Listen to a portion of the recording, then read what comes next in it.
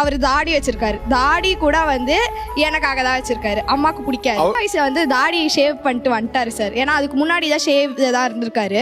ஆனா நான் பார்த்துட்டு இது அப்பாவே கிடையாது போங்கன்னு சொல்லிட்டேன். என் பிள்ளை வந்து அப்பா தான் என்ன சொல்லிடக்கூடாது ஒரு நாளும் அப்படின்னு சொல்லிட்டு வந்து இன்னுமே வந்து அவர் வந்து தாடி வந்து எடுத்தது இல்லை சார். பட் அவர் ஒர்க் கூட வந்து எனக்காக வந்து விட்டுட்டாரு சார். மேனேஜராக ஒரு கம்பெனியில் ஒர்க் பண்ணார். நல்ல சம்பளம்.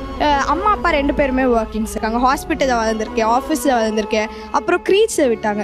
க்ரீச்சில் விட்டப்போ நான் வந்து சாப்பிட மாட்டேன், அழுதுகிட்டே இருப்பேன்றது அப்பா பார்த்துட்டு பிள்ளை வந்து ஏங்கக்கூடாது, நான் ஏங்கியிருக்கேன் இந்த அன்புக்காக தான், பிள்ளை என் பொண்ணு வந்து அப்படி ஏங்கிடக்கூடாதுன்னு சொல்லிட்டு வந்து அப்பா வந்து ஒர்க்கை ஃபுல்லாக விட்டுட்டு என் பொண்ணுக்கு என்ன மாதிரி என் பொண்ணு கூட இருக்க மாதிரி என்ன பண்ண முடியும் அப்படின்னு பார்த்து பிஸ்னஸ் பண்ணார்.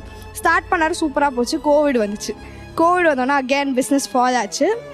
அப்போ வந்து அப்பா தான் வந்து வீட்டில் இருந்து பார்த்துப்பார். நிறையா பேர் வந்து சொல்லியிருக்காங்க. அம்மா வந்து கோவிட் டியூட்டி பண்ணாங்க சார். அம்மா வந்து மந்த் கணக்காக வரவுமே வீட்டில் இருந்திருக்காங்க. Duty quarantine. அப்பா வந்து அங்கேயும் சப்போர்ட் பண்ணிட்டு எங்கேயுமே பார்த்துக்கிட்டு சமைச்சு கொடுத்துட்டு துணி காய போட்டுட்டு எங்கே எல்லாமே அப்பா தான் சார் பார்த்துப்பாங்க. காலேஜ் ஃபீஸ் வந்துருச்சு. பிஸ்னஸ்ன்னு போனால் லாஸு ப்ராஃபிட் வரும். ஸ்டேபிளாக ஸ்டார்டிங்கே இருக்க முடியாது. எனக்கு உடனே காலேஜ் ஃபீஸ் கட்டணும். அப்போ வந்து அப்பா வந்து அவ்வளோ பேருக்கு வந்து வேலை கொடுத்து சம்பளம் கொடுத்த ஒரு மனுஷன் அந்த வயசு அவர் வந்து திருப்பி வேலைக்கு போனார் சார். திருப்பி ஒருத்தவங்க கிட்ட கை கட்டி வேலைக்கு போகிறப்போ வந்து ரொம்பவே எனக்காக எதுக்கு இவங்க இவ்வளோ பண்ணுறாங்க, நான் அது வந்து தேங்க்யூ தான் சொன்னது கிடையாது இதுவரை. ஆனால் ரொம்பவே கஷ்டமாக இருக்கும். இப்போ வந்து அவர் வாயை நீங்கள் பார்த்தாவே தெரியும்.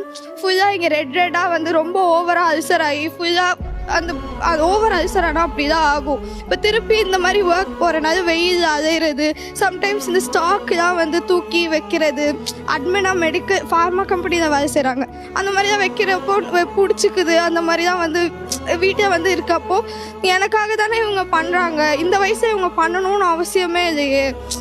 ஆனால் நான் அதை புரிஞ்சுக்காம நிறைய டைம் வந்து இது பண்ணியிருக்கேன். தேங்க்யூ மட்டும் இல்லை, சாரியும் சொல்லணும். நான் நிறைய டைம் அதை புரிஞ்சுக்காம அவங்க ஹர்ட் பண்ணுற மாதிரி பேசியிருக்கேன். அதுக்காக இப்போ இந்த டைமில் வந்து சாரியும் சொல்லுங்க ப்ளீஸ். Sorry daddy. ஓகேம்மா.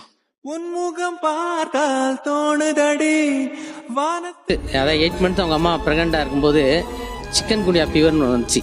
டாக்டர்கிட்ட போய் செக் பண்ணுறோம். அவங்க சொல்லிட்டாங்க குழந்தை பிழைக்குமா பிழைக்காதா அப்படின்னு சொல்லிட்டாங்க. ஒரு வாரம் இருந்து அட்மிட் பண்ணி பார்த்து அவள் வந்து நாங்கள் ஃபுல்லாகவே ப்ரேயரில் வச்சு தான் ஜோம் பண்ணி தான் பிறந்தது. நாங்கள் அப்போயே பிறக்கும்போதே சொன்னாங்க, டாக்டர்ஸை சொன்னாங்க, ஒருவேளை அப்படி பிறந்தா கூட ஏதாவது ஐ பவர் அது கண்ணு வந்து பார்வை இல்லாமல் போய் வாய்ப்பு இருக்குது அப்படிலாம் சொன்னாங்க.